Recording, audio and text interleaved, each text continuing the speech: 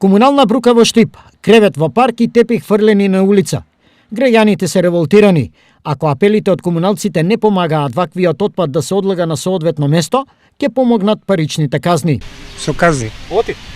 Па затоа што тоа е најпревентивна мерка за да се научат на култура.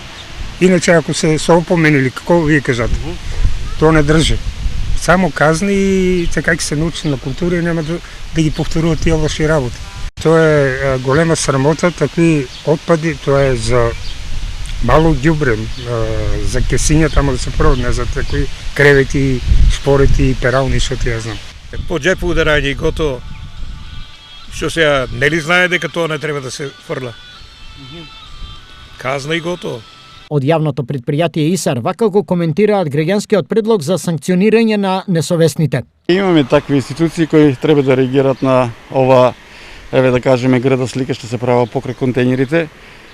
Тоа се наравно институциите како што се полицијата и комунална инспекција, каде што мислам веќе треба да преработат и овие граѓани, несовесни граѓани, да бидат казнити. За да се избегне удирањето по џебот на несовесните, дел од нашите денешни соговорници се со ваков предлог. Треба да се најде место да определе и таму да се стават витрини, шпорети се, и ИСАР да се мине, секој се бали да си ги зима. Идејата за исарци е прифатлива. За една ваква идеја веќе и ИСАР разговара со урбаните заедници, каде што може и во сите урбани заедници треба да се одреди простор каде што може овој габаритен отпад да се фрла, а после ние е веќе јавно предпријатие да едноставно излеземе во сусрет и да овој габаритен отпад го изфрлеме на депонијата.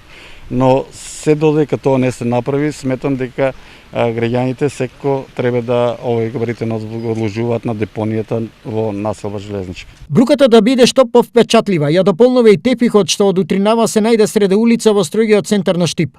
Освен изразот на несовесност, ова беше и потенцијална опасност за учесниците во сообраќајот. За среќа, комуналците реагираа брзо и тепихот беше отстранет. Во денешниот комунален рапорт, додека екипата на телевизија Стар беше на местото каде кревет се најде во контејнер и разговаравме со граѓаните и надлежните од ИСАР за настанатиот проблем, содржината на фрлениот кабаст отпад се збогати и со овој детски реквизит.